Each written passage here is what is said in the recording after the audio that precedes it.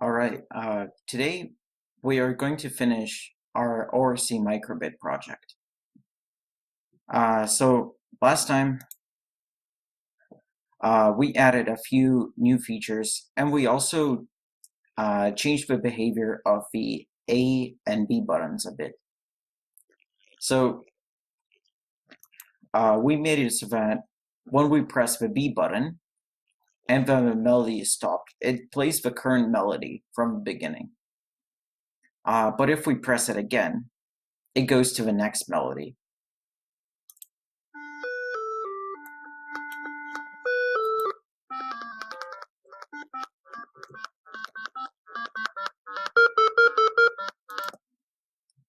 Like so. Um, we also made it so that when we press button A for the first time, it restarts the melody. And if we press it again within 3 seconds, it goes to the previous melody.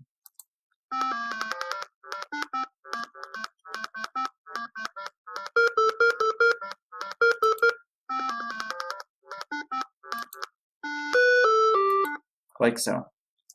We also added this volume control feature. And we also added a mode where instead of displaying the icons, we display a volume bar. Like so.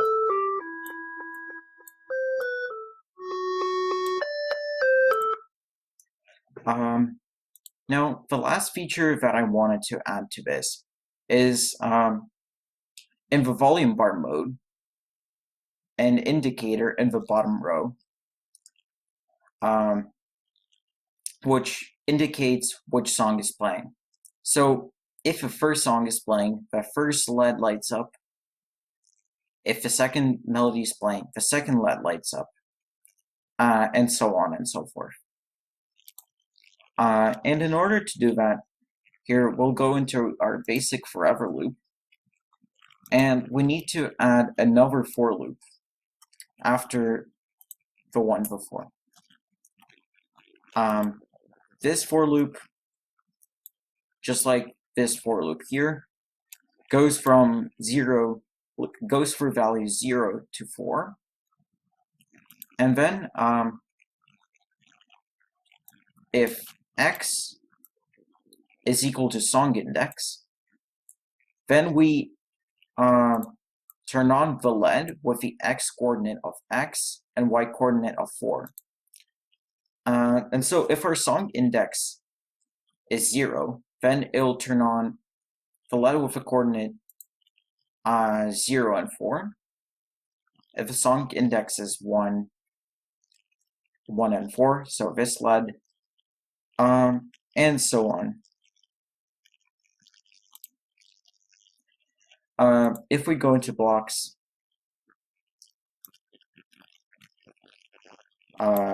here, this is what it looks like. Now, if we run our program,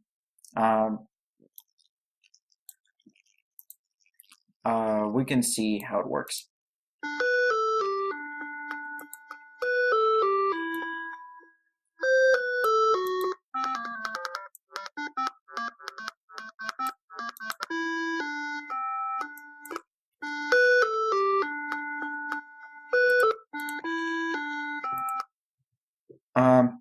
And it works the way that we planned it.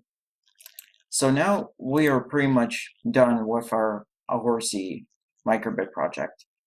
And we did all the features that I was planning to add. Now we did everything the easiest way possible. And now I just want to show you a few different ways in which you can do some of the things. So, for example, as you remember from one of the previous lessons,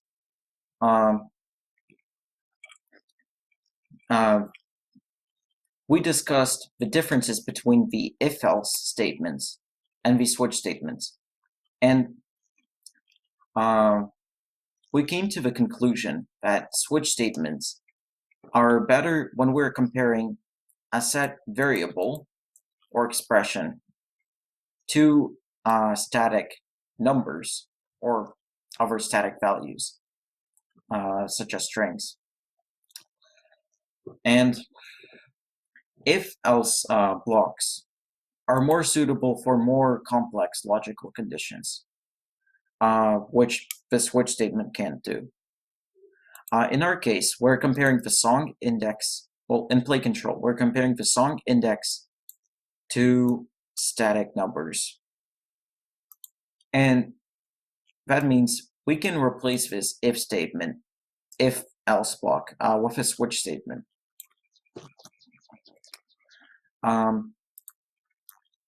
So for the input parameter, we're just going to have song index. And here, this is going to be case 0.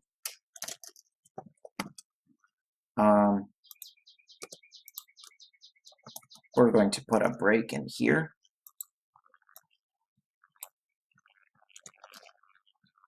This is going to be case 1.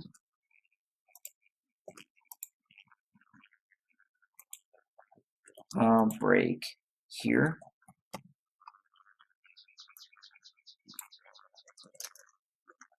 And this here is going to be our default statement.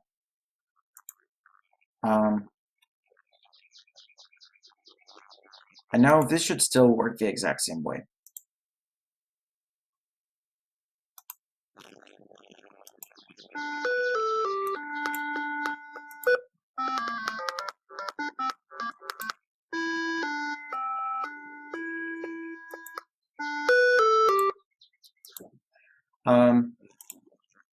Now, if we switch into blocks, our whole switch statement is going to be grayed out. And if you were programming in JavaScript on your own, a switch statement would be more efficient in this case. However, in the ORC microbit challenge, your program is going to be judged from block mode. And for this reason, it is better to use an if-else block, because the switch statement cannot be converted properly into blocks. Now,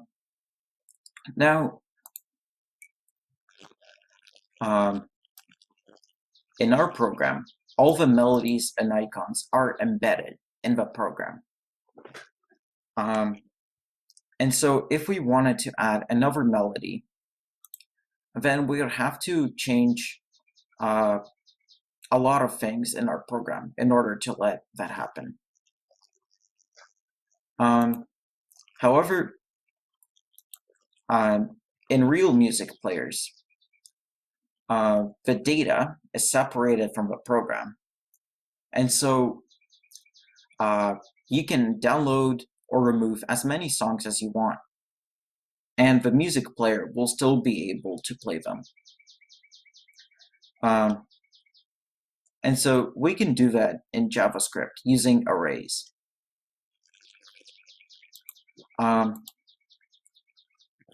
So we're going to need to create an arrays for melodies and an arrays for icons, and also an array for tempos, in which we're going to store all of these things. And we can just switch through them without needing a complex switch like this. Here, let's create these arrays.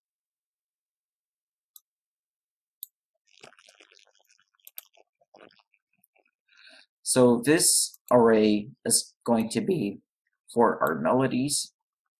They're going to be in string format.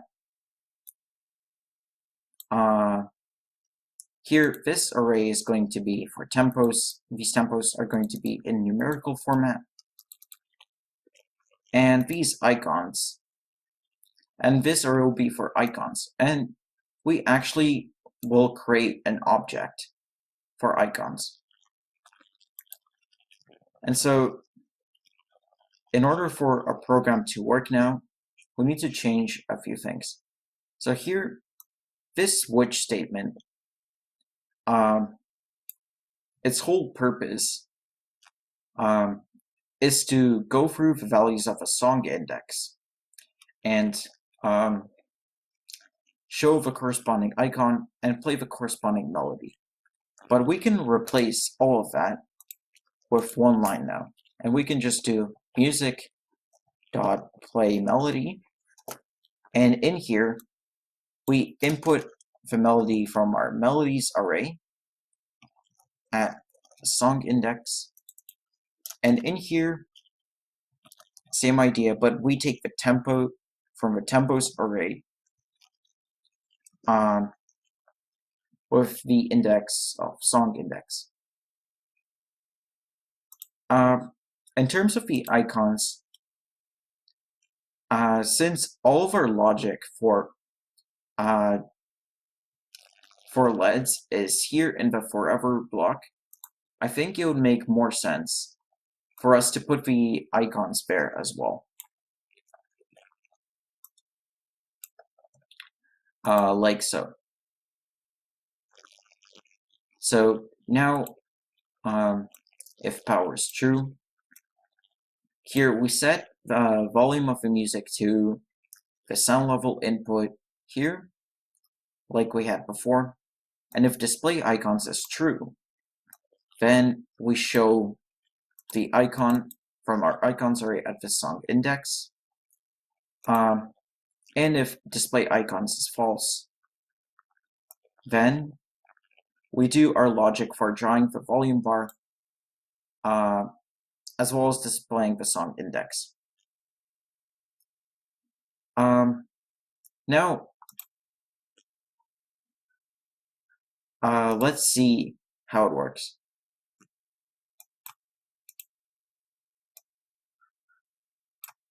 So we can still adjust this.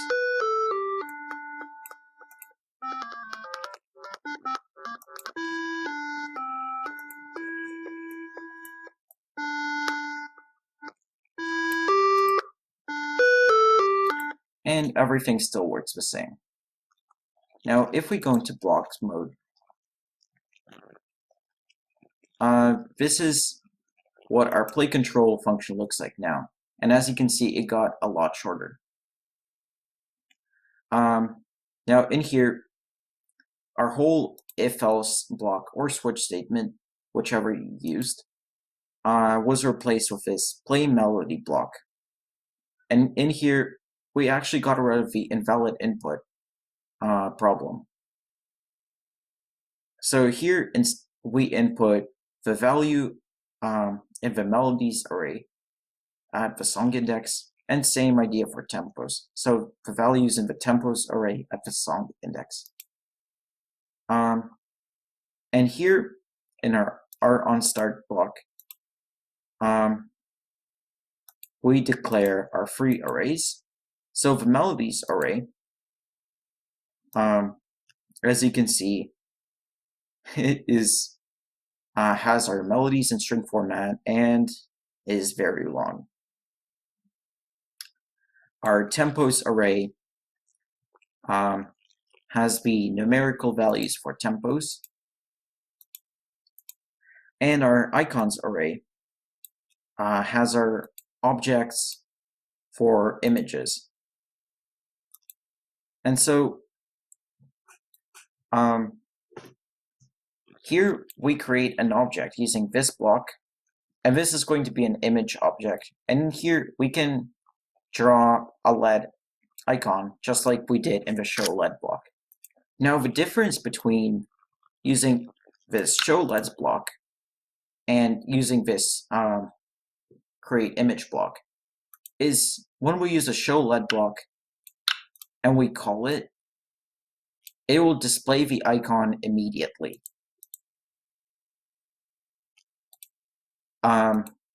However, with this create image block, we create the image. It's like a virtual image, and then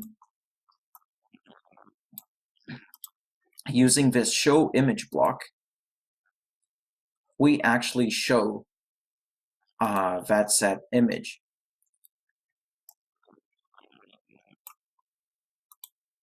Now, if we go in here,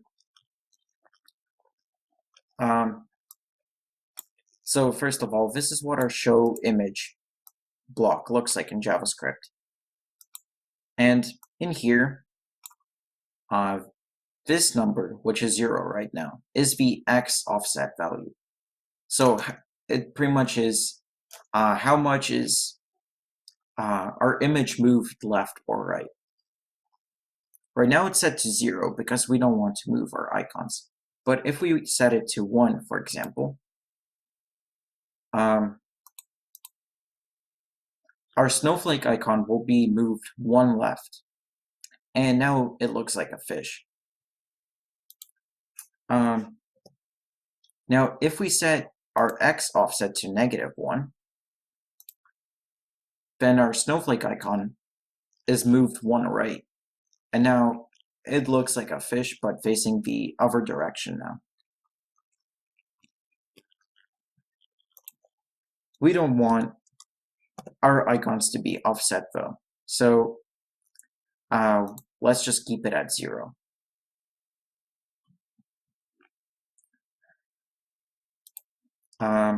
And finally, to completely separate the data from the program in here, we need to change this number when the size of the array changes. So for example, if we have an array with 10 melodies, our last melody has index 9, not index 2.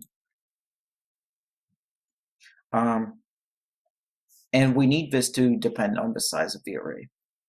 And we can do that by using the length property of the array. And here,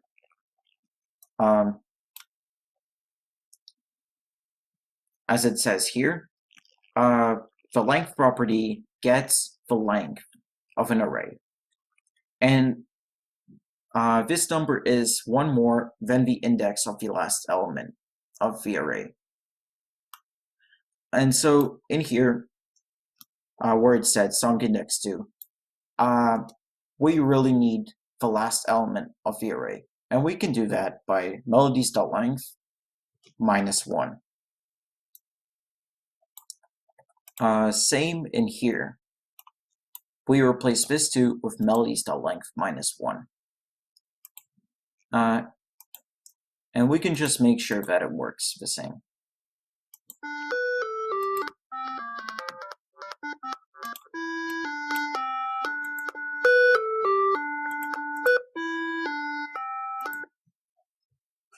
So that logic still works the same. Now, there is yet another thing that we can improve in here. So right now, all of our data for the melodies are stored in 3 separate arrays. In real music players, if you download a song into your music player, you don't download the song, the artist name, the album cover, all separately. All of that additional information comes with the song itself. And so we need to implement a similar thing. We need to combine all 3 of these arrays into one big array, which holds all the data for the songs. So let's actually do this. Oh.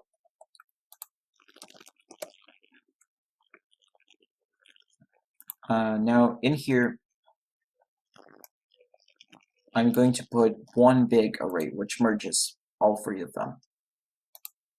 So here, songs is an array, but instead of holding data types that we're holding previously in other arrays, such as strings or numbers, this array holds objects, objects in JSON format. And so objects JSON objects in JavaScript are always surrounded by curly brackets, and in these objects can have properties. And we can create properties by typing the name of a property, and then a colon, and then the value of a property. So here in each of these objects, we have 3 properties. We have melody, tempo, and icon. And so organizing our data like this makes it a lot more organized, because let's say if we want to delete a melody, we can just select this object and delete it, and we don't have to delete it manually from each of the 3 arrays. And if we want to change the order of the melodies, we can just drag these objects around without having to worry about accidentally dragging the wrong data to the wrong place. So for example, so we don't accidentally play the Mary Had a Little Lamb melody with the Jingle Bells icon and with the tempo of Astronomia.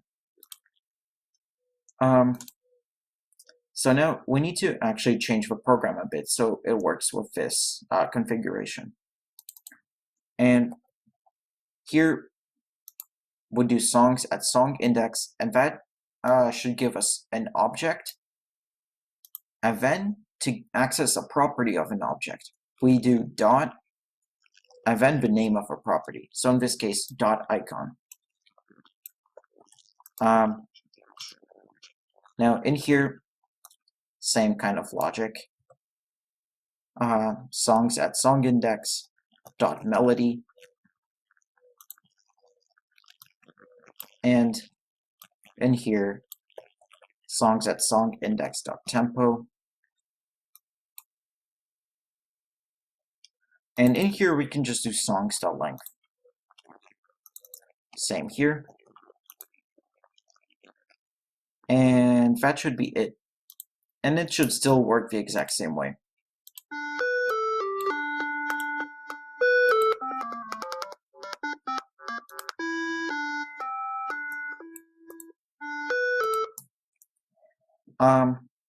However, if we switch into blocks, our whole object is going to be grayed out because the block mode of microbit does not support the object format, the JSON object format.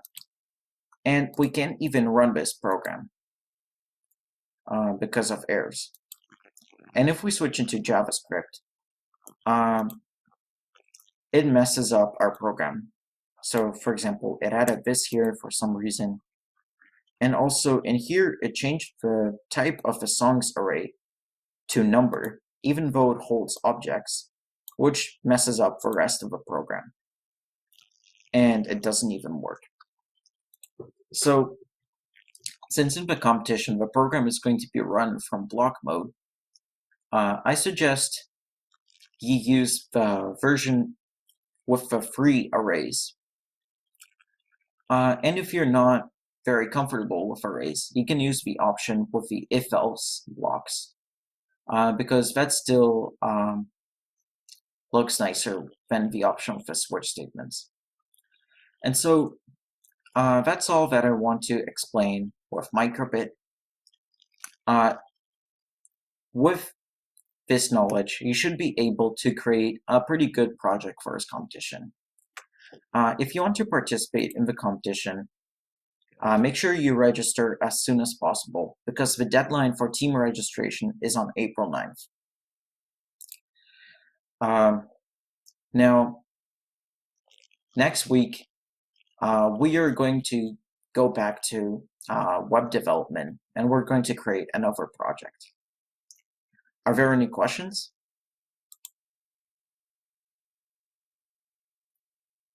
All right, then this is it for today. Thanks for watching, and I'll see you next Sunday.